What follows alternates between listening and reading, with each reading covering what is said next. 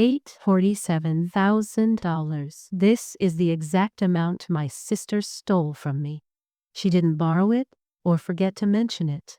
She stole it, and she did it 3 days before our father died, with our father's own signature, or a signature that resembled his. When lung cancer finally killed him at the age of 71, he was barely able to hold a pen, let alone rewrite his will. I learned this 3 days ago, not from him or from a letter. I learned it during a phone call when the judge read the words last will and testament, and I couldn't stand up because it wasn't just that, it was something no one would want to live with. The house where we grew up, where my father taught me to ride a bike on the driveway, where my mother planted roses before she passed away. It went to Sienna. Everything. The savings account he promised to split in half, hers. The small investment portfolio he built up over 40 years as a high school math teacher, hers too. I took a single photo album and my mother's wedding ring. Your Honor, my lawyer said in a tense voice, we are requesting. But the judge had already moved on to the next case. My sister Sienna was sitting 3 rows behind me. I didn't turn around. There was no need. I could feel her there. My hands were shaking as I gathered my papers. My vision blurred, and I pressed my palms against the table to keep from falling. Inside, I thought, this can't be real. This can't be real. Then, Sienna said from behind me, it's only the beginning. 6 weeks ago. The call came on Tuesday at 4:47 a.m. I knew before I answered. You always know, don't you? When the phone rings in the dark and your heart stops before your brain can catch up. Maya. Cool. Sienna's voice was flat. She's dead. I sat up in bed. When? An hour ago. The nursing home called first. I'm at home now. She was at home now. She didn't say hurry over, I need you. Just a notification. Calm down. As if she were reporting the weather. I'll be there in 20 minutes, I said. He hung up without saying goodbye. My hands on the steering wheel, I drove through empty streets. The sky was still dark. Dawn had not yet broken. I didn't cry. I couldn't cry. My throat felt like it was filled with sand. My father had been sick for 11 months. 11 months of chemotherapy, radiation, false hopes. For 11 months, I watched a strong man who used to chop wood in the backyard and build bookshelves from scratch become so weak I didn't recognize him. But he remained himself until the end. Sharp-witted, funny, extremely stubborn. 3 days before he died, I sat with him in his bedroom. A hospital bed had been set up by the window so he could see the garden. He asked me to read him an old book of Frost's poems. When I finished, he whispered, "The road not taken." His voice was as thin as paper. "That's it." "I know, Dad." He reached out his hand over the blanket to mine. His skin was cold and paper thin, but he held my hand tightly. "Take care of yourself, Maya Bean. Did you hear me?" I nodded. "And don't let anyone push you around, not even your family." I thought he was just being a father. Protective. Wise. I didn't know he was warning me, as if he had sensed something. When I arrived, Sienna's car was already parked in the driveway. A sleek silver sedan, parked where my dad's old pickup used to be, in my dad's parking spot. I parked behind it and turned off the engine. For a moment, I just sat there, watching the house. Even though everything was familiar, it felt strange. The porch light was on. The windows glowed with a warm, yellow light. It looked the same as always. White wood siding, dark green shutters, the oak tree in the front yard that my father had planted when Sienna was born. Maybe it was the feeling of fatherlessness. Nothing would ever be the same again. I got out of the car. The air was cold and sharp, November biting at my cheeks. A dog barked somewhere down the street. I slowly climbed the porch steps. The front door wasn't locked. I opened it. First, the smell hit me. It wasn't the smell of death. My father had died in a nursing home downtown. But the smell of the absence of life. The house felt emptied out. Empty. Well, as if someone had come in and ripped the soul out of it. Sienna was standing in the living room with her back to me. She was wearing black pants and a charcoal-colored sweater, looking at the framed photos my father had kept on the mantelpiece for decades. The nursing home nurse said he died peacefully, she said without turning around. He passed away in his sleep. I went inside and closed the door. I should have been there. You couldn't have known, he said coldly. He still hadn't looked at me. I walked over to the couch and sat down slowly. The cushions groaned under my weight. This couch. God, this couch. My dad had bought it 20 years ago from a furniture store that had closed down. My mom hated it. "It's ugly, Jim," she would say. But my dad loved it because it was comfortable, and that was all that mattered to him. Sienna finally turned around. Her face was calm. There were no tears. The skin around her eyes wasn't red. She looked like she was attending a business meeting instead of mourning our father. My mind wasn't in the right place at that moment, so I didn't think anything about Sienna. "We need to talk about the arrangements," she said. "Now?" "When else? The funeral home wants to know by this afternoon."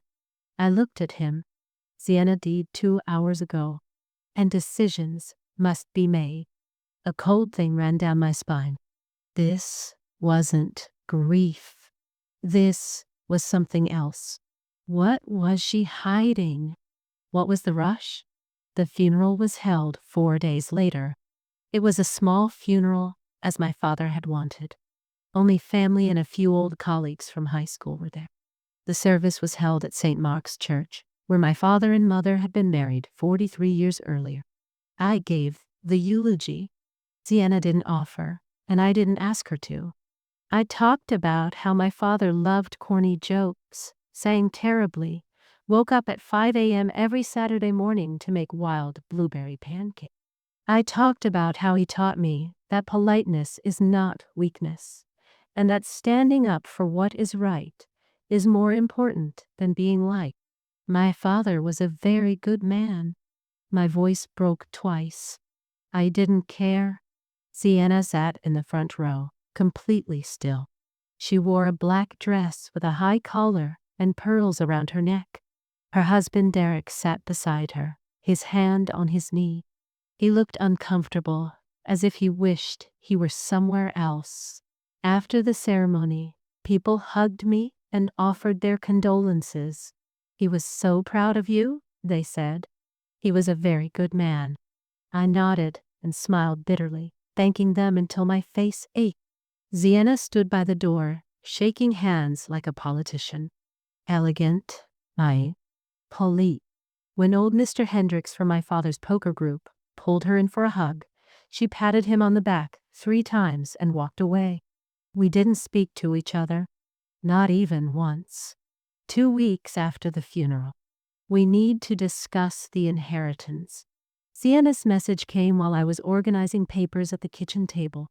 Marcus was at work, and the house was quiet, except for the hum of the refrigerator. I looked at the message. My stomach clenched. Why is she talking like a lawyer? I replied, "Okay." "When?" The reply came immediately. "Tomorrow. 2:00 p.m. at my father's house. Don't bring anything." Don't bring anything? What did that mean? I couldn't sleep that night. I lay in bed next to my wife, listening to Marcus breathe, staring at the ceiling. Outside, the wind rattled the windows. My father's will had always been simple. Years ago, after my mother died, he had told us both, "When I die, you will split everything evenly. The house, the savings, everything. Equal, fair. Your mother would have wanted it that way." We both nodded. It made sense. It was right. So why did Sienna's message feel like a trap? The next day, I went to my father's house alone. Marcus wanted to come too, but I said no. This was between Sienna and me. It was a gray afternoon, the sky covered with clouds, as if it were about to rain. The neighborhood looked tired, bare trees, brown grass, pumpkin lanterns rotting on porches 2 weeks after Halloween. Sienna's car was already there. There was another car I didn't recognize, a black Mercedes with tinted windows. I parked on the street and walked along the driveway. My heart was pounding. Despite the cold air, my palms were sweaty. The front door opened before I could knock. "Come in," said Sienna. She stepped aside without smiling. I went inside. The smell of the house was different now. Stale, dull, as if no one had opened a window in weeks. A man was sitting at the dining table. He was in his 50s, with salt and pepper hair, wearing an expensive suit. He stood up when I entered and extended his hand. "Ms. Reeves? I'm Richard Calhoun. I represent Ms. Sienna Hart regarding matters related to your father's estate." I automatically shook his hand. It was a firm, professional handshake. Representing. I looked at Sienna. "Why do you need a lawyer?" She didn't answer. She just pointed to the chair across from Richard. "Please sit down." I sat down. My mouth was dry. Richard opened a leather briefcase and took out a document. He slid it across the table toward me. "This is your father's last will and testament," he said. "Revised on November 14th and notarized. November 14th, that 3 days before my father's death." My vision went dark. This can't be possible." "I assure you, it's valid," Richard said. His voice was calm. He was used to this. "Your father was of sound mind when he made these changes." I took the document with trembling hands. The paper was very smooth, very clean. I scanned the text, but the words were blurring together. Then I saw it. "I, James Arthur Reeves, being of sound mind and body, bequeath all my property, including but not limited to my primary residence at 412 Elm Street, all my financial accounts, and my personal possessions to my daughter. See, no, no." My voice sounded very distant. "No, she wouldn't," she promised. "I'm sorry," Richard said, but his voice didn't sound sorry at all. He sounded bored. I looked at Sienna. She sat motionless, her hands clasped in her lap. Her face showed no expression. It was unreadable. "Sienna, my voice broke. "What did you do?" She didn't move. "I didn't do anything, Maya. My father made his own decision." "Nonsense." My words came out harshly, loudly. Richard shifted uncomfortably. He was dying. He was struggling to breathe, let alone sign legal document. "The notary certified his capacity," Richard said. "Everything was done according to the rules." "I don't care." I slammed my hand on the table. The sound echoed in the empty house. "This isn't real. It's a lie." Sienna finally shifted. She leaned forward slightly and looked into my eyes. "The will was submitted to the county. It's legal and binding. The house is mine. The accounts are mine. You can contest it if you want." Well, she paused for a moment. "But you'll lose." I felt as if someone were standing on my chest. I couldn't breathe. I couldn't think. "Why?" The word came out as a whisper. "Why did you do this?" For the first time, something appeared on his face. It wasn't guilt. It wasn't regret. Satisfaction. "Because I could," he said. "I don't remember leaving the house. One moment, I was sitting at the table, staring at Sienna's cold, flawless face. The next moment, I was in my car, gripping the steering wheel so tightly, my knuckles had turned white. I didn't cry. Not yet. I drove home through the fog. When I arrived, Marcus was preparing dinner in the kitchen. He glanced at my face and dropped the knife he was holding. Maya, honey, what happened? I told him everything. The will. Sienna. The lawyer. Duh. The moment he sat there like a statue and told me I couldn't have anything. Marcus took me in his arms. As he stroked my hair, I stood there stiff and numb. We'll fight this, he said. We'll hire a lawyer. He already has a lawyer, a good one. Then we'll find a better one. But I could hear it in his voice. The doubt. The worry. We couldn't afford a legal battle. We were teachers. We lived on our salaries. Sienna, on the other hand, was a real estate agent who drove a Mercedes and wore designer clothes. And she had probably been planning this for months, maybe even for years. 4 weeks later. Still, I hired a lawyer. His name was Tom Bradshaw, and he worked in a tiny office above a restaurant in the city center. He wasn't expensive because he wasn't good. He just didn't have the elegance of someone like Richard Calhoun. But he listened to me. I sat across from his cluttered desk and told him everything. My father's words, Sienna's coldness, the illogical will. Tom leaned back in his chair and tapped his pen against his chin. Here's the situation, he said. If the will is valid, meaning it was properly executed in the presence of witnesses and notarized, there's not much we can do. Of course, otherwise what? If we can prove your father wasn't of sound mind when he signed it, or that someone coerced him. My heart raced. My father was in the final stages of cancer. He was on morphine. That's a start, but we'll need medical records, statements from his doctors, evidence proving he wasn't in a state to make that decision. I can get them.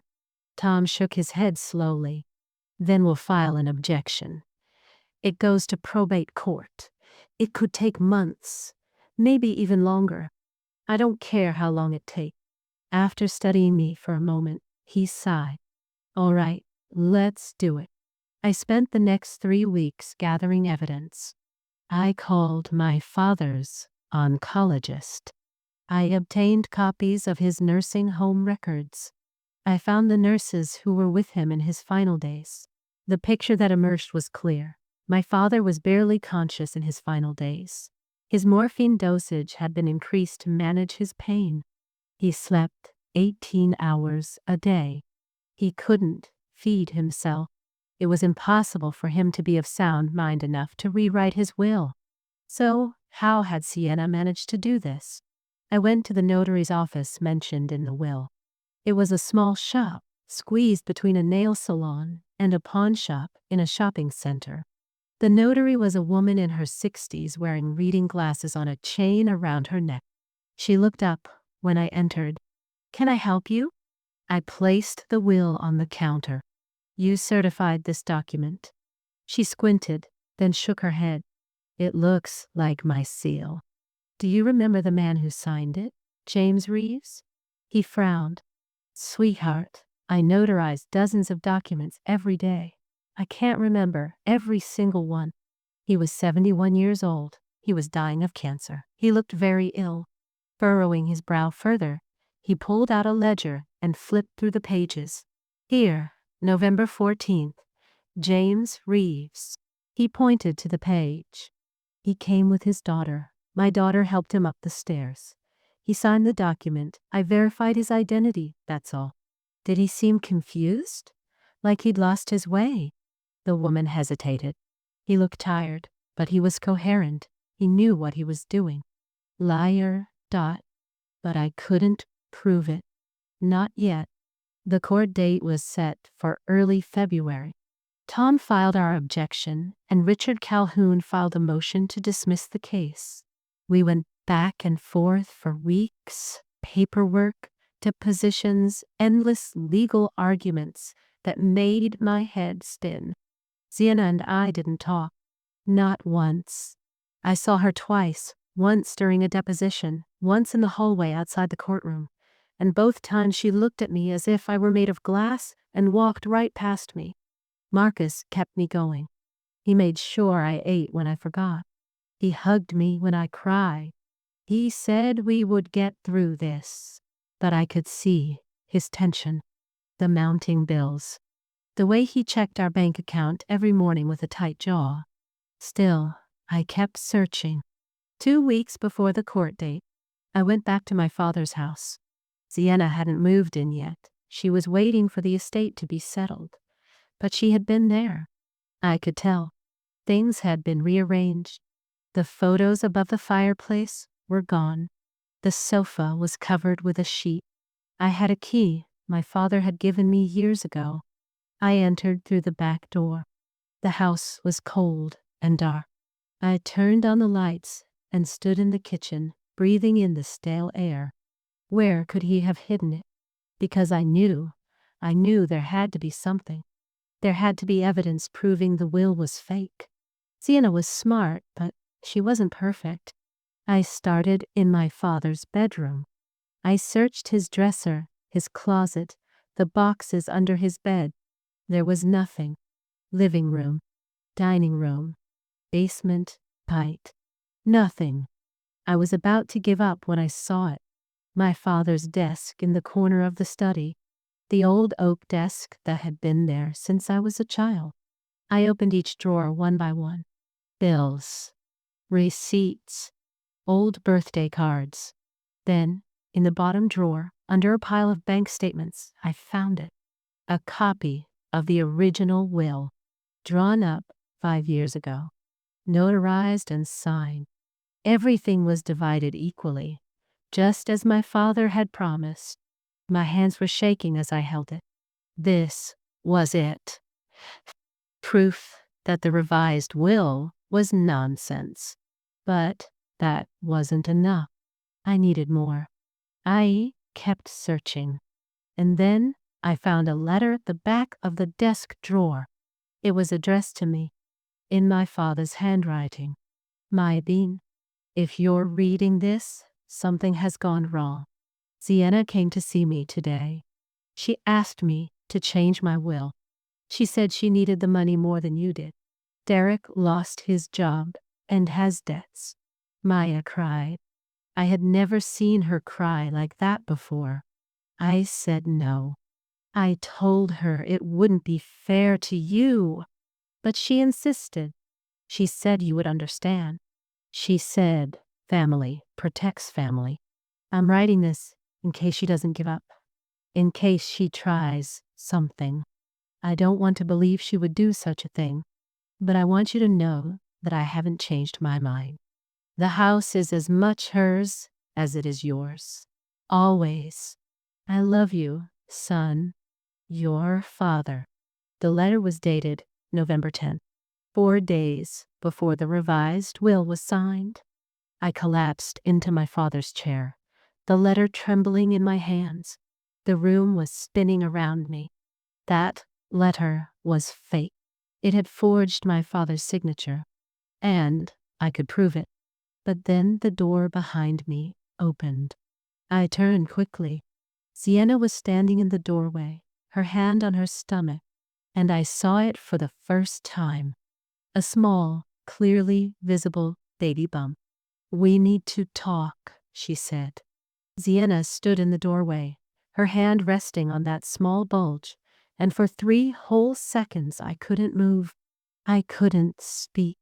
All I could do was stare at the proof of the new life growing inside my sister, the girl who had ruined my life. My father's letter was still in my hand.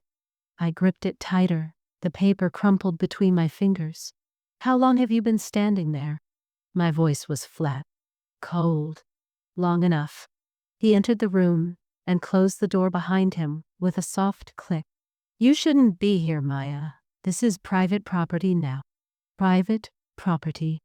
I stood up and slipped the letter into my coat pocket. You probably meant stolen property. He didn't flinch.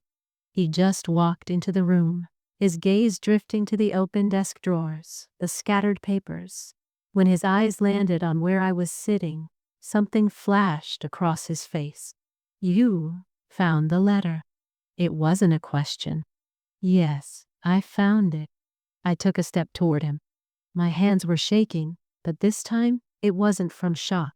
It was anger, a pure, white heat of rage that spread like fire from my chest throughout my entire body. My father wrote it 4 days before you forged his signature. 4 days before you convinced a notary to lie for you. 4 days before you stole everything from me. Sienna now placed both hands on her stomach, a gesture so deliberate it made my hair stand on end.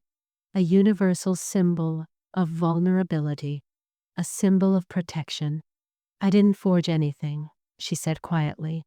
And I didn't steal. My father changed his mind. Nonsense. The word exploded inside me. He wrote this letter because he knew you would do something, because he knew how desperate you were. I'm helpless, Maya. His voice cracked slightly. Enough. Derek lost his job 8 months ago. We're drowning in debt. The bank is threatening to foreclose on our house. And now, he looked at his stomach. Now a baby is coming. I needed my father's help, but he refused.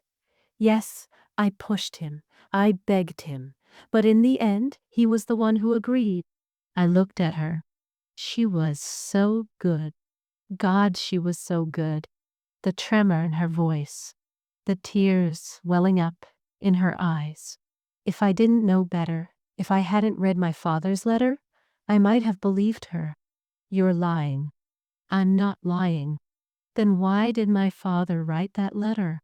I pulled the letter out of my pocket and held it up. Why did he say he said no to you? Why did he warn me about you? Sienna's jaw tightened. For a moment, her mask slipped, and I saw what lay beneath.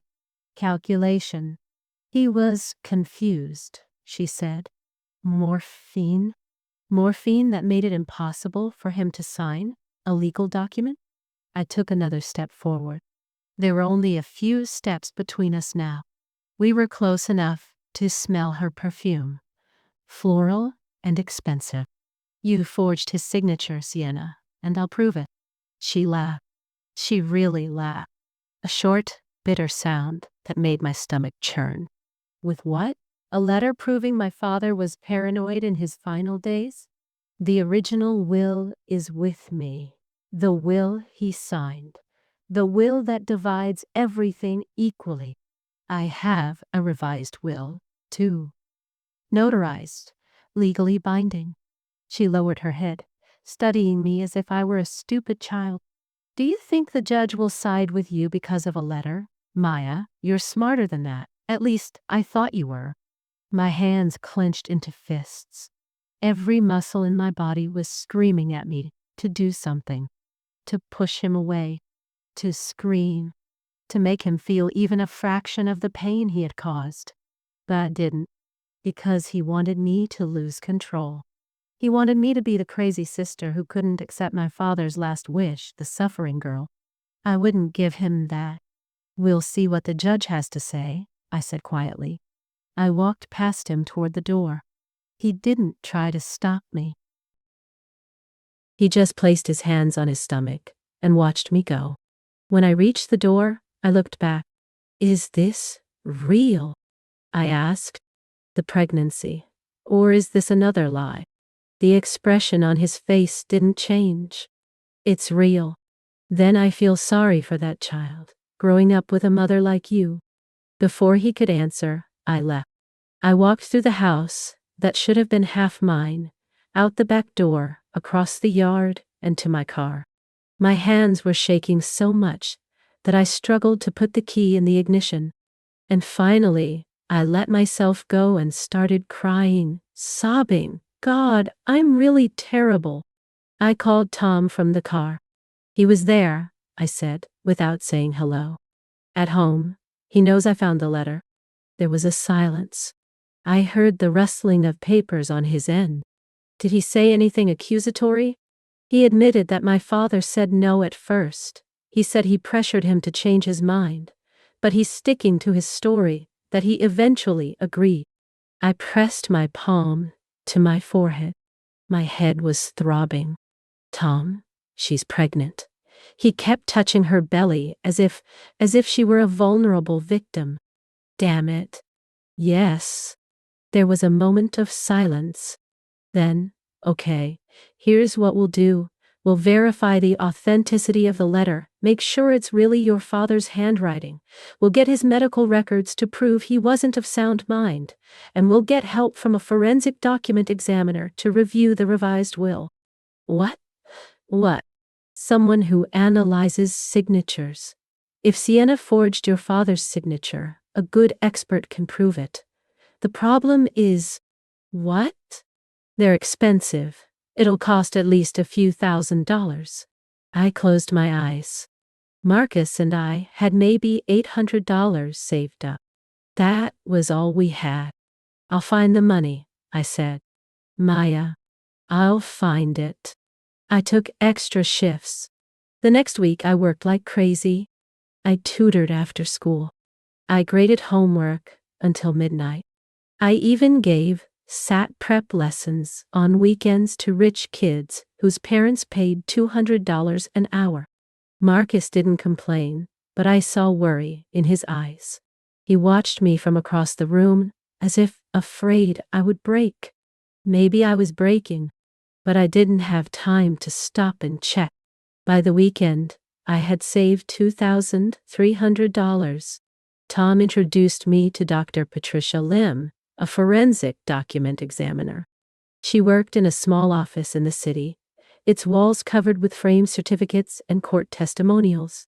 In her 50s, with short gray hair and a sharp, appraising gaze, she made you feel like she could read your secrets just by looking at you. I gave her 2 wills, the original and the revised one, and other samples of my father's handwriting. Birthday cards, shopping lists, a letter he wrote to me. Dr. Lim put on a magnifying glass and leaned over the documents. He didn't speak. He just examined every curve, every stroke, every microscopic detail. I sat across from him, my knees trembling with tension. The office smelled of paper and coffee. The clock on the wall ticked loudly.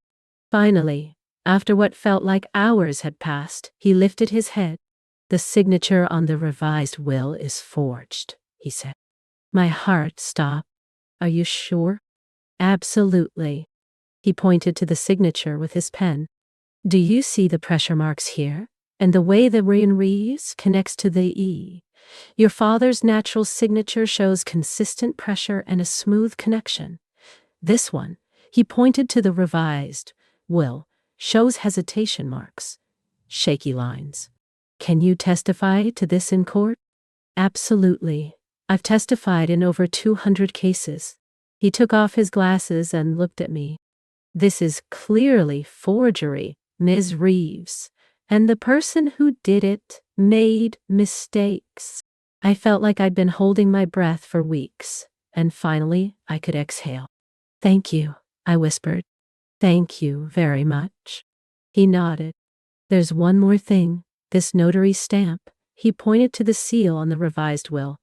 The notary said my father seemed tired, but of sound mind. Dr. Lim's mouth tightened into a thin line. According to the medical records you showed me, it was impossible for your father to speak coherently on November 14th. That means either the notary lied or was misled. How can we prove that? Ask your lawyer that question. Tom was very pleased when I told him this. That's it, he said, pacing around his small office. That's exactly what we need. A forensic expert with a solid background. The judge will have to listen. What about the notary? We'll call him to court. We'll make him testify under oath. If he lies, it's perjury. If he tells the truth, The entire will becomes invalid. What if he says he doesn't remember? Then we'll question his credibility. We'll show that he didn't exercise due diligence, that he notarized the document without properly verifying the mental state of a dying man. He stopped walking and looked at me. Maya, we have a real chance now. A good chance. For the first time in weeks, I felt something like hope. The court date was in 2 weeks. I tried to focus on work, on Marcus, on everything except the constant cycle of anxiety in my mind. But it was impossible. Every night, I imagined that courtroom. I imagined the judge reading the verdict. Sometimes we won. Sometimes we lost. I woke up in a cold sweat, my heart racing, not knowing which nightmare was worse. Marcus supported me throughout the entire process. He didn't say much. He understood I didn't need words anymore, but his presence was enough. He was like a sturdy anchor in the storm. Meanwhile, Sienna was everywhere. I would see her car parked in front of my father's house as I drove by. I would see her at the supermarket, hand on her belly, pushing her shopping cart around. Once, she was laughing with Derek over wine at a restaurant downtown. Wine, while I sat in my car across the street, watching them like a stalker. She didn't look pregnant at all. That's what bothered me. Her belly was small. It was too small for someone 4 or 5 months pregnant. What if she was faking it? That thought had taken root in my mind and wouldn't let go. 9 days before the court date, Derek came to my house. It was Saturday morning. Marcus was at the gym. I was drinking coffee in the kitchen when the doorbell rang. I opened the door, and there stood Derek Hart. He was 1.8 meters tall, with sparse brown hair, an ordinary, forgettable face you wouldn't look at twice on the street. He looked terrible. His eyes were bloodshot. His clothes were wrinkled. There was a faint smell of alcohol. Maya, he said, can we talk? I should have slammed the door in his face. I should have told him to get off my property. But an expression on his face stopped me. Despair. What do you want? I asked. 5 minutes, please. I hesitated, then stepped aside. He entered slowly, as if entering enemy territory. We stopped in the entrance hall. I didn't offer him a seat. I didn't offer him anything. Speak, I said. He ran his hand through his hair. He looked at the floor. He looked at the wall. He didn't look at me. I didn't know, he said finally. About the will, about what Sienna did. She told me my father changed the will of his own accord. She said he wanted to leave everything to her because of the baby. And you believed him? I had no reason not to. He looked into my eyes. But then I found something. Last week, in his office at home, my heart began to race. What? He reached into his jacket pocket and pulled out a folded piece of paper. He handed it to me. I unfolded the paper. It was a receipt from a medical supply company, dated 3 months ago. Pregnancy, prosthesis, silicone, $249.99. The room began to sway. She's not pregnant, Derek whispered. She's never been pregnant. It's all fake. I looked at the invoice. My hands were numb. Why are you telling me this? Because it's wrong. His voice broke. I thought our debt was because of my job, but it's not. Sienna spent money we didn't have, I don't know what on, clothes, dinners out, things we didn't need, and when I confronted her about the receipts, she told me to mind my own business. So you're scared? Yes, I'm scared. She looked at me, and I saw real fear in her eye. But I'm tired of lying. Your father was a good man. He didn't deserve what you did to him. You don't deserve it either. I folded the receipt and put it in my pocket. Will you testify? He hesitated. Then he nodded. Yes, I'll testify. I called Tom immediately. We've got him, I said. Derek brought me evidence proving Sienna's pregnancy is fake, and he's ready to testify. Tom whistled softly. God, okay, this changes everything. I'll file an urgent petition to add the receipt as evidence, and I'll prepare Derek for his testimony. He'll go after Derek, Tom. He'll destroy him. Let him try. If he does, it will make him look even worse. The next 5 days were a blur. Tom worked day and night to prepare our case. Dr. Lim completed his report. Derek gave his sworn testimony. I also gave a 3-hour testimony, answering every question Tom's assistant asked me. Sienna's lawyer, Richard Calhoun, filed motions to block the receipt, block Derek's testimony, and block Dr. Lim from taking the witness stand. Tom opposed each one. The judge denied most of them. The case was moving forward. I barely slept. I barely ate. Marcus forced me to eat toast and soup as if I were a child. You'll win, he kept repeating. You have the evidence. You know the truth. But I knew it was wrong to trust that the truth mattered in court. The night before the trial, I went to my father's house one last time. I don't know why. Maybe I needed to feel close to him. Maybe I needed to remind myself what I was fighting for. I entered through the back door and wandered through the dark, empty rooms. The house was now like a museum. Cold, lifeless. Finally, I reached my father's bedroom. There was no hospital bed, but the imprint of where it had been was still visible on the carpet. I sat down on the floor and pressed my hand against that spot. I'm doing this for you, I whispered. For us, for everything he tried to take from us. The house didn't respond, but I still felt it. My father's presence, his strength. Don't let anyone push you around. Not even your family. I stood up. I wiped my eyes. I walked out of that house with my head held high. Tomorrow, I would face Sienna in court. And tomorrow, one of us would lose everything. On the day of the hearing, I woke up at 5:30 a.m. Marcus was already awake and making coffee in the kitchen. Without saying a word, he handed me a cup and kissed my forehead to cheer me up. Are you ready? He asked. I thought about the letter, the receipt, Dr. Lim's report, Derek's statement. Yes, I said. I'm ready. We set off silently toward the courthouse. The sun was just beginning to rise, painting the sky pink and gold. It was a beautiful morning. I took it as a good sign. Tom was waiting for us on the steps of the courthouse. He looked smart in his pressed suit, a briefcase in one hand. Is everything ready? He asked. Everything is ready. We went inside together. The courtroom was small and sterile, with fluorescent lights buzzing overhead. The judge's bench rose at the front. Rows of wooden chairs stretched behind the plaintiff and defendant tables. Sienna had already arrived. She was sitting at the defendant's table with Richard Calhoun, wearing a navy dress and a cream-colored cardigan. Her hair was neatly pulled back into a bun.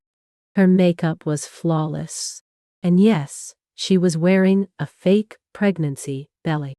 When I entered, she lifted her head. Our eyes met across the room. She didn't look away. She didn't flinch. She just smiled. With a small, cold smile. You can't touch me. I smiled too, because I knew something he didn't. Derek was in the hallway, ready to testify. And by the end of the day, everyone in this courtroom would know exactly what kind of person Sienna really was. The bailiff called out, "All rise. The Honorable Judge Patricia Moreno is presiding over the hearing." The judge entered the courtroom. She was a woman in her 60s, with silver hair and piercing eyes. She sat down. We sat down, and the hearing began. Judge Moreno adjusted her reading glasses and examined the documents spread out before her. The courtroom was silent, except for the hum of the air conditioner and the faint rustling of paper. "This is a petition to contest the will of the late James Arthur Reeves," she said. Her voice was clear and authoritative. "Mrs. Reeves, you are the petitioner. Mrs. Hart, you are the respondent. Both parties are represented by their attorneys. Are we ready to proceed?" "Yes, Your Honor," said Tom, standing up. "We are ready, Your Honor," Richard Calhoun added. The judge nodded. "Mr. Bradshaw, you may proceed with your opening statement." Tom stood up and walked to the center of the room. He looked small in that large space, but his voice was steady. "Your Honor, this case concerns theft in the guise of inheritance. James Reeves was a good man who made a promise to both his daughters.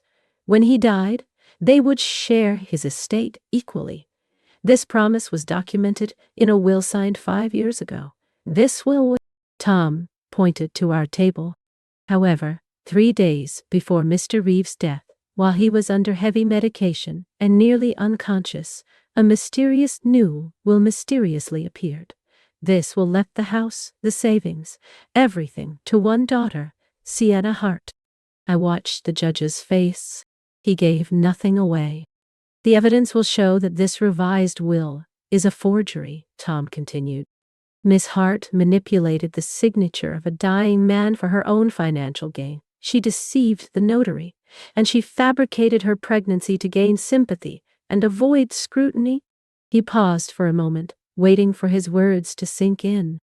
"This isn't about a father changing his mind. This is about fraud, and we intend to prove it." He sat down. Richard Calhoun slowly stood up. He was taller than Tom, better dressed, and moved with the confidence of someone who had won hundreds of cases just like this one. "Your Honor," he said, his voice as soft as silk, "my client loved his father very much. When his father fell ill, he took care of him. He visited him every day. He held his hand. He read to him. He did everything he could to make his final months as comfortable." He turned slightly, gesturing toward Sienna. "And when Mr. Reeves realized his time was up, he made a difficult decision. He chose to leave his estate to the daughter who needed it most." Sienna wiped her eyes with a handkerchief. "The performance was flawless. Mrs. Hart is pregnant," Richard continued. "She and her husband are experiencing financial hardship. Mr. Reeves knew this. Out of love and generosity, he changed his will to help them. There was no fraud. There was no deception. There was only a father looking out for his child." He looked at the judge. "The plaintiff's claims are baseless and contemptible. We request that this case be dismissed and that Mr. Reeves' final wish be honored." He sat down. I wanted to throw something at him. I wanted to stand up and shout that it was all a lie. But I sat still, clasped my hands in my lap, and carefully kept my face neutral. The trial had begun. Judge Moreno called the first witness. "Dr. Patricia Lim, please come to the witness stand." Dr. Lim walked to the witness stand with the same calm and appraising expression she had in her office. She took the oath and sat down with perfect posture. Tom approached. "Dr. Lim, could you state your credentials to the court?" "I hold a doctorate in forensic document examination from Georgetown University. I have been working in this field for 23 years and have testified as an expert witness in over 200 cases." "What did you examine in this case?" "2 wills attributed to James Reeves. One was written 5 years ago, the other on November 14th of last year. I also examined numerous samples of Mr. Reeves' authenticated handwriting." Tom picked up a document. "This is your report, isn't it?" "Yes." "What were your findings?" Dr. Lim did not hesitate. "The signature on the November 14th will is forged. It was made by someone attempting to imitate Mr. Reeves' signature, but there are several indicators proving it is not genuine. A murmur rippled through the courtroom. Judge Moreno tapped his gavel once. "Explain," said Tom. Dr. Lim pulled out a file and opened the page showing enlarged images of the two signatures side by side. Mr. Reeves's natural signature shows consistent pressure, even strokes, and what we call writing flow, the natural rhythm created by muscle memory. The signature on the revised will, however, shows hesitation marks, irregular pressure, and tremor marks. He pointed with his pen. Here you can see the pen was lifted in the middle of the stroke. And here, the J shows a loop that Mr. Reeves never used in any verified sample. "Is there a chance you're mistaken?" Tom asked. "No, this is clearly forgery." Richard Calhoun stood up for cross-examination. His smile was pleasant, almost friendly. "Dr. Lim, you said Mr. Reeves was ill when he signed his revised will. Is that correct?" "According to the medical records, yes." "Well, could his illness, the medications he was taking, and his fatigue have affected his handwriting? Could they have made his handwriting different from normal?" "It is possible that his illness could have affected his handwriting," Dr. Lim said carefully. "But the inconsistencies I found are not consistent with deterioration. They are consistent with forgery. But you can't be 100% certain, can you? In forensic document examination, we work with probability levels. In this case, the probability that this signature is genuine is less than 1%. Richard raised his eyebrows. "Less than 1%, but not 0. "Correct. Not 0. He smiled as if he'd scored a point. "No further questions." But I could tell from the judge's face. He was listening carefully. He wasn't rejecting Dr. Lim's statement. We had made sure he listened. Tom called me to the witness stand. My legs felt like they were made of wood as I walked to the witness stand. My mouth was dry. My palms were sweating. The bailiff administered the oath. I sat down and looked around the courtroom. Marcus was sitting in the front row, a reassuring expression on his face. Sienna was at the defendant's table, watching me with her cold, dark eyes. Tom began gently. "Miss Reeves, can you tell the court about your relationship with your father?" "We were close," I said. My voice came out stronger than I expected. "He was my best friend. We talked every week. After my mother died 10 years ago, we grew even closer." "Did he ever mention his will to you?" "Yes, many times. He said that when he died, everything would be divided equally between Sienna and me. He said it was fair, that my mother would have wanted it that way." "Did he ever mention wanting to change that arrangement?" "Never." Tom showed me my father's letter. "Do you recognize this?" My throat tightened. "This is a letter my father wrote to me. I found it on his desk after he died." "Can you read the highlighted part?" With trembling hands, I took the letter. "I'm writing this in case he doesn't give up. In case he tries to do something. I don't want to believe he would do such a thing. But I want you to know that I haven't changed my mind. The house is as much yours as it is his. Always." I lifted my head. A few people in the gallery had leaned forward. "When was this letter written?" Tom asked. "November 10th, 4 days before the revised will was allegedly signed." No further questions. Richard Calhoun stood up for a cross-examination. His smile was gone. He looked at me as if I were a serious rival to be taken seriously. "Mrs. Reeves, you and your sister don't get along, do you?" "We used to be. But not anymore. In fact, you're angry with her, aren't you?" "I'm angry at what she did to our father." "Or maybe you're angry at her because your father chose her over you." His voice had grown sharp. "Maybe you're angry because your father left his inheritance to your sister because she needed it more." "My father didn't give her anything. My sister forged my father's signature. That's what you claim, but this letter, he held the letter up, doesn't prove it's fake.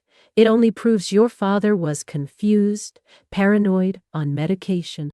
He wasn't paranoid. He was right. Richard ignored this. You were close to your father too, weren't you? Yes. So close that you visited him every day during his final illness, didn't you? I hesitated. Not every day. I have a job. I have a husband. I visited as often as I could. But your sister visited him every day, didn't she? I clenched my jaw. Yes. She was there more than you were. She valued him more than you did. That's not true. And now you're trying to punish her because she's a better girl. Objection. Tom stood up. Contradictory. Objection granted, said Judge Moreno. Mr. Calhoun rephrased the statement. But the damage was already done. Richard had planted the seeds. I could see it on the judge's face. I have no further questions, said Richard, and sat down. When I stepped down from the witness stand, I felt like I'd been hit by a truck. Then Derek took the stand. He looked even worse than I had seen him at my house. His hands trembled as he swore the oath. His voice cracked as he said his name. Tom approached carefully. Mr. Hart, you are married to Sienna Hart, correct? Yes. How long have you been married? 12 years. Can you tell the court what you discovered 3 weeks ago? Derek swallowed hard. He didn't look at Sienna. I found a bill in my wife's office. It was from a medical supply company for a pregnancy prosthesis. The courtroom stirred. People held their breath. Someone gasped, "Oh my God," loud enough to be heard. Judge Moreno banged his gavel. Silence. Tom showed the bill. Is this the document you found? Yes. What conclusion did you draw from this? That my wife isn't pregnant. She's just acting like she is. Sienna stood up. That's a lie. Ms. Hart, sit down, the judge said sternly. Richard grabbed Sienna's arm and pulled her back into her chair. His face was flushed.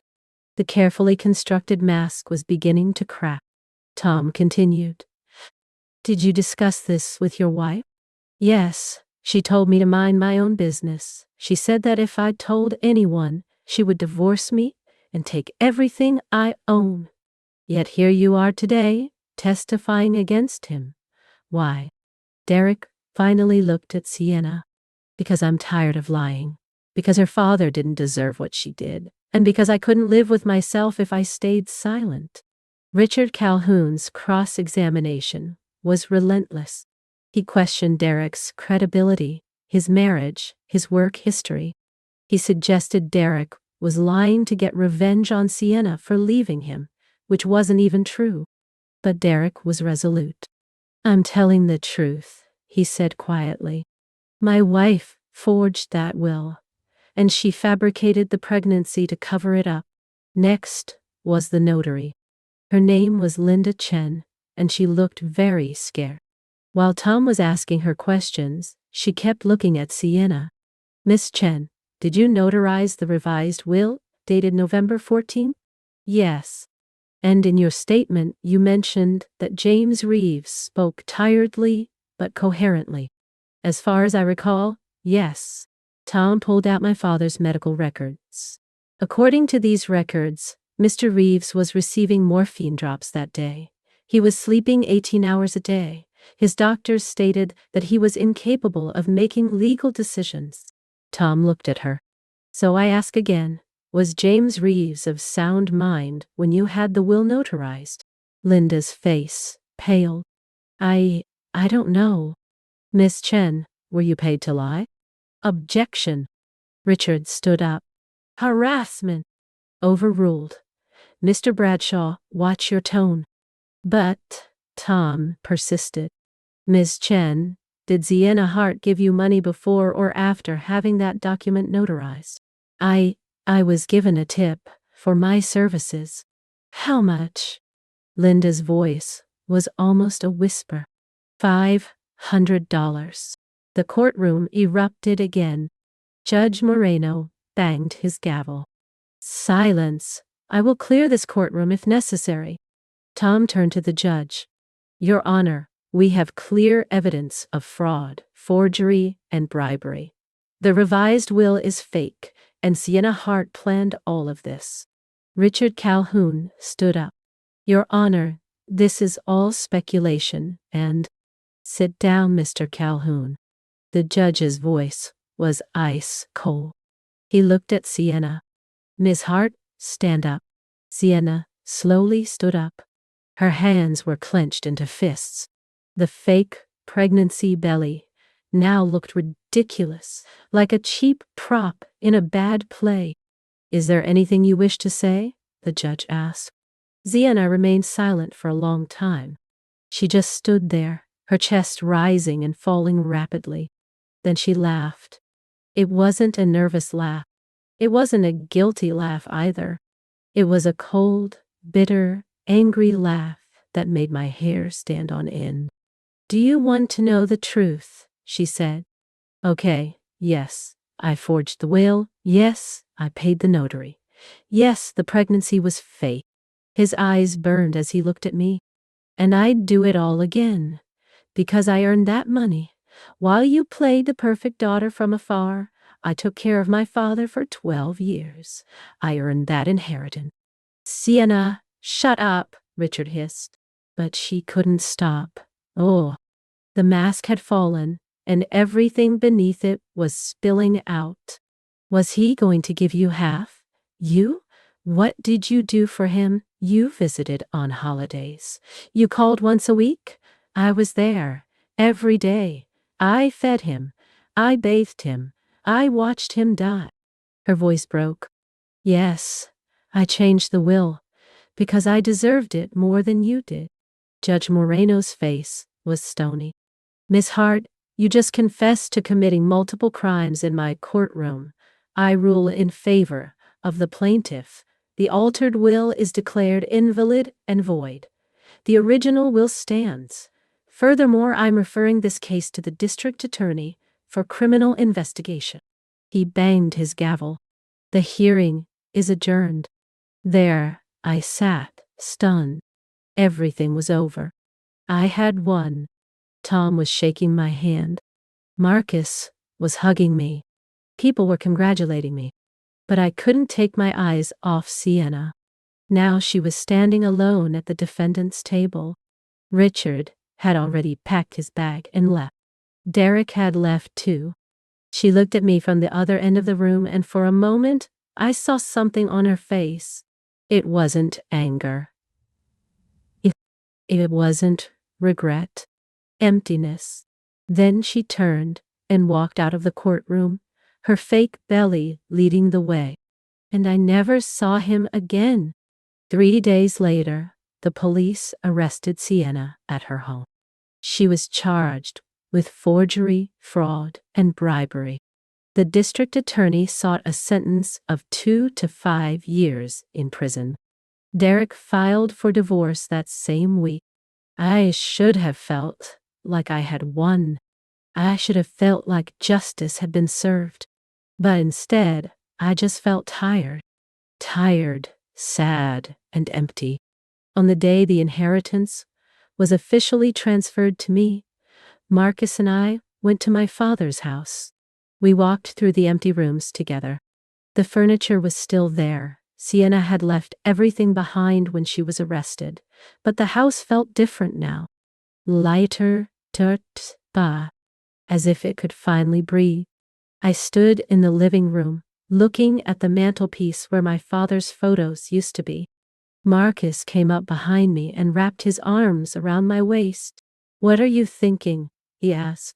I'm thinking about my father. I'm wondering what he would say if he could see all this. What do you think he would say? I smiled. I told you not to let anyone push you around. Marcus chuckled softly. That's just like him. We stayed there for a while, hugging each other in the quiet house. and then I heard it. The doorbell rang. I left Marcus and went to open the door. A woman was standing on the porch, in her 40s, with blonde hair, a tense smile. She was holding an envelope. "Maya Reeves?" she asked. "Yes. My name is Jennifer Hastings. I'm a lawyer. I represent your father's estate." She handed me the envelope. "Your father left you something even Sienna didn't know about." I took the envelope with trembling hands. Inside was a bank statement, an account I'd never heard of, an account with $450,000. And there was a note written in my father's handwriting. "Maya Bean, if you're reading this, it means you fought for what was right. I'm proud of you. This money is yours. I set it aside years ago just in case. Use it for something good. Build something. Dream big. Live wide. With love, your father." I pressed the note to my chest and began to cry. These tears weren't from sadness. They were tears of gratitude. I stood on the porch of my father's house, now my house, holding the bank statement in my hand, and I felt something change inside my chest. It was as if a door that had been locked for months was finally opening.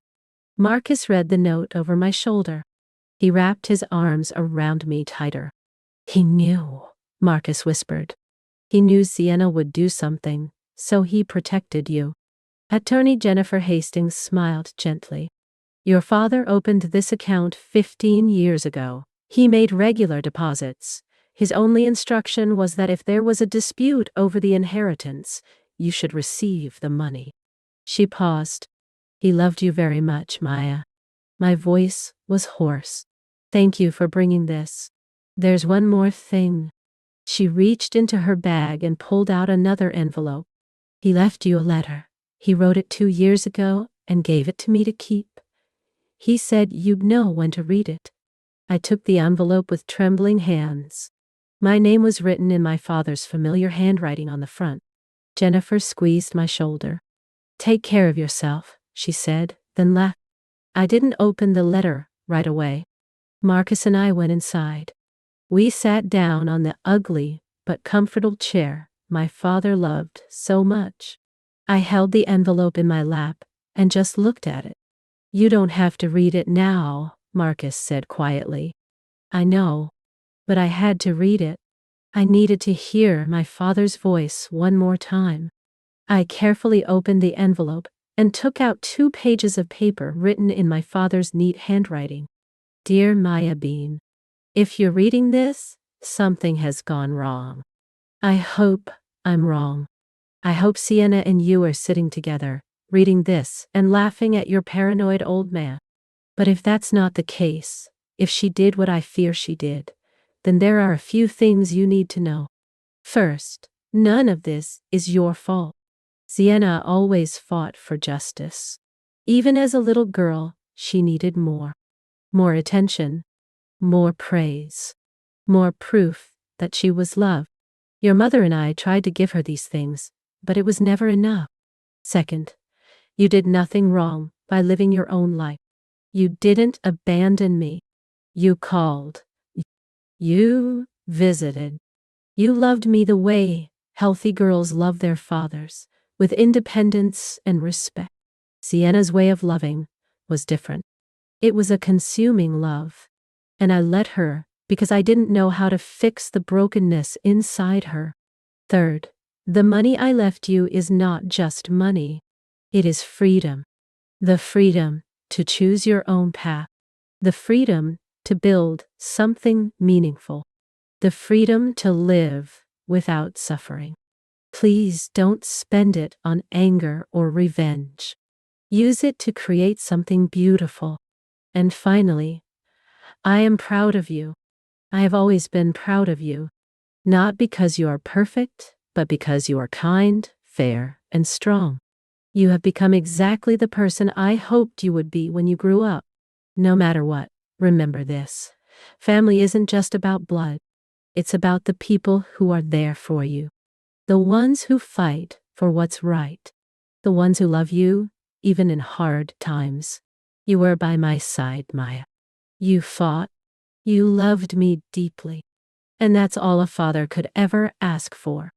With all my love, forever. Your father. I read the letter 3 times. By the 3rd time, I wasn't crying anymore. I was smiling. Because my father had given me exactly what I needed. Permission to move forward. Over the next 6 months, I rebuilt my life piece by piece. First, I quit my teaching job. Not because I didn't love teaching, but because I did. But I needed space to breathe, to heal, to figure out what to do next. Marcus fully supported me. Don't rush, he said. We have money now. There's no need to rush. I didn't rush. I started therapy. At first, twice a week, then once a week. I talked about my father. I talked about Sienna. I talked about the betrayal, grief, and complex emotions I still carried inside me. My therapist, Dr. Okafor, was calm and steady. He never told me how I should feel. He just helped me understand what I was feeling. It's normal to be angry, he said during one session. It's also normal to be sad. These feelings can exist at the same time. I don't understand how she could do that, I said. We grew up in the same house. We had the same parents. How did we become so different? Dr. Okafor leaned back in his chair. Because you made different choices. Sienna chose to take. You chose to build. It's not about the circumstances. It's about character. I decided to renovate my father's house. Not to sell it. I couldn't convince myself to do that. But to make it feel like me. A place where new memories could grow alongside the old ones. I hired contractors. We repainted the walls in warm, soft colors. We refinished the hardwood floors. We replaced the old kitchen cabinets with new ones, white and sparkling clean. Marcus helped me plant a garden in the backyard. Roses my mother used to grow. Tomatoes. Herbs. On weekends, we dug the soil together, our hands muddy, our backs warmed by the sun. Slowly, the house began to come back to life. One afternoon, the contractors were removing the old carpet from the upstairs hallway, and one of them called out to me, "Ma'am, you might want to see this." I climbed the stairs. The contractor was kneeling next to a loose floorboard, holding something in his hand. A small wooden box. "I found it under the floor," he said. "It looks like it's been there for a long time." I took the box and opened it. Inside were photographs. Dozens of photographs. Photos of Sienna and me as children. Photos of my mom and dad. Photos I'd never seen before. At the bottom of the box was another note from my father. "Maya, these are my favorite memories.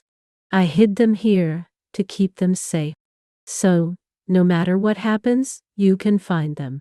Look at these photos and remember, we were once happy. All of us. Let what came after not erase what came before. Love, your father." I sat on the floor of the empty hallway and examined each photo one by one. There was a photo of Sienna and me, maybe 6 and 8 years old, building a snowman in the front yard. Our faces were red from the cold, and we were both laughing. I stared at that photo for a long time. We were once happy. 3 months after the trial, I received a letter from Sienna. The letter came in a plain white envelope with the county jail's address written on it. My first instinct was to throw it away without opening it, but I didn't. I sat down at the kitchen table next to Marcus and opened the letter. The letter was short. It consisted of a few lines written in Sienna's neat handwriting. "Maya, I don't expect you to forgive me. I don't even expect you to read this. But I needed to apologize. I was wrong. About everything. And I will spend the rest of my life regretting what I did to my father, to you, to our family. I hope you're happy. I hope you find peace. I don't deserve your forgiveness, but I still want it. Sienna. I folded the letter and put it back in the envelope. Marcus was watching me closely. What are you thinking? I'm thinking. I paused to find the right words. I think I haven't forgiven him. Not yet. Maybe I never will. But I don't hate him either. I'm just tired of carrying his burden. Marcus took my hand. That's fair. I put the letter back in the drawer and didn't look at it again. Derek came to see me in the spring. I almost didn't let him in, but there was something about the way he stood on the porch, shoulders slumped, hands in his pockets, that made me open the door. I didn't come to defend him, he said immediately. I just wanted to apologize for not noticing what was happening sooner, for not being able to stop it. You stopped it, I said. You witnessed it. Too late, he said. His voice cracked. I should have known. All the signs were there, but I didn't want to see them. I studied him. He looked older than he had 6 months ago. Weaker. Wait. Graya, don't ta. Are you okay? I asked. He laughed bitterly. Not really. The divorce is almost final. I lost my house. I'm living in a crappy apartment in the city center. He paused for a moment. But I'm alive, and I'm not lying anymore. At least that's something. That's something. For a moment, we stood there in an awkward silence. I just wanted to say thank you, Derek said, for giving me the chance to do the right thing, even if I didn't deserve it. Everyone deserves a chance to do the right thing, I said quietly. You took that chance. That's what matters. He nodded, his eyes teary. Then he turned and walked toward his car. I watched him walk away, and a sense of closure washed over me. By summer, I knew what I wanted to do with my father's money. I established a foundation, the James Arthur Reeves Foundation for Equality in Education. Its mission was simple: to provide scholarships to children from low-income families who wanted to become teachers. My father had been a teacher for 40 years. He truly believed that education could change lives. He believed that good teachers could save children struggling with hardship. This felt like the right way to honor him. I worked with a lawyer to establish this nonprofit organization. I assembled a small team. In September, we finally launched by hosting a fundraising event at my father's house. Now my house, which had just finished renovations. Over 100 people came. My father's former students, his colleagues, his friends, people who loved him, missed him, and wanted to celebrate his memory. We raised $85,000 in one night. As the last guests were leaving, Marcus stood with me on the porch and watched the sun set over the neighborhood. Your father would have been so proud, he said. I know, I said. I rested my head on his shoulder. I can feel it. A year after my father's death, I went to his grave. It was a clear, cold, and bright November morning. The cemetery was quiet except for the rustling of the wind through the trees. I had brought flowers, white roses like the ones my mother used to grow. I knelt before the headstone and traced the letters of his name with my fingers. James Arthur Reeves. Dear father, teacher, friend. 1953-2024. Hello, Dad, I said softly. It's been a long time, I know. The wind picked up and scattered the leaves across the grass. I wanted to tell you, I won. I fought for what was right, just like you taught me, and I won. My voice broke. The foundation is doing well. We gave out 5 scholarships this year. Thanks to you, 5 children who couldn't afford to go to college will become teachers. I wiped the tears from my cheeks. Sienna is in prison. I don't know if you'll be sad about that or relieved. Maybe both. I don't hate her anymore, Dad. I left her. I had to leave her for my own peace of mind. A bird was chirping among the trees. I miss you, I whispered. Every day. But I'm okay. More than okay. I'm happy. I'm building something good, something important. I left the roses at his grave and stood up. Thank you, I said, for everything, for loving me, for protecting me, for teaching me to fight. I returned to my car, feeling lighter than I had in months. That evening, Marcus and I sat in our living room. It's no longer my father's house. It's our house. The place where we're building our future. I've been thinking, Marcus said, about what happens next. What do you mean? He smiled. Well, what do you say we start a family? What do you say we bring some life into this house? What do you say we make it loud, messy, and full of children? I looked at him. I really looked at him. At this man who stood by me through everything, who held me when I cried, celebrated with me when I won, and never once asked me to be anyone other than who I am. Yes, I said. Let's do it. He pulled me close and kissed me. And for the first time in a long while, I felt something I had almost forgotten. Hope. Hope. 2 years later, I'm standing in my backyard, watching my daughter Ellie, named after my father's favorite poet, Emily Dickinson, chasing butterflies in the garden. She's 2 years old. She has Marcus's eyes and my stubbornness. Beautiful, mischievous, and perfect. The foundation is growing successfully. We've awarded 23 scholarships so far. Next year, we'll expand to other states. Sienna was released from prison 6 months ago. According to Derek, she's moved to the other side of the country. She's started a new life far away from here. I hope she finds peace. I truly do. But I don't think about her much anymore.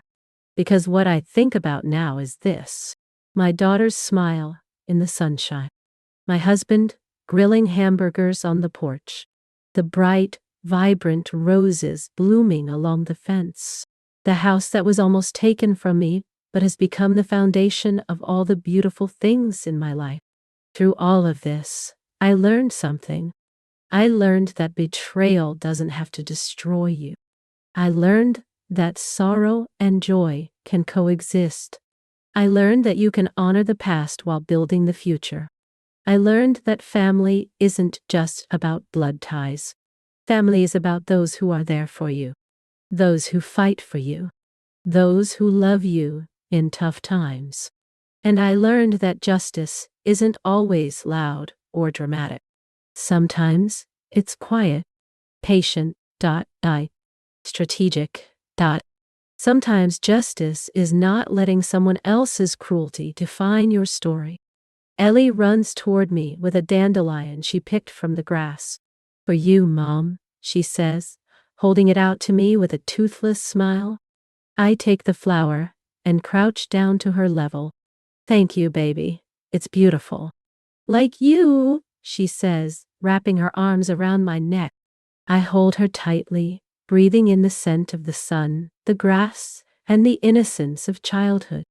And I think of my father, the letter he wrote to me, the legacy he left behind.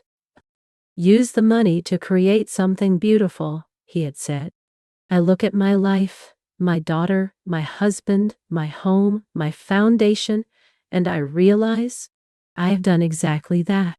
If you have been betrayed by someone you love, if you have had to fight for what you deserve, if you have wondered whether justice is real or just a word people use to make themselves feel better, I want you to know this. Justice is real. Justice is real. Healing is possible. And you are stronger than you think. What would you do if someone stole your inheritance? How would you respond? Share your story in the comments. You are not alone, and your voice matters.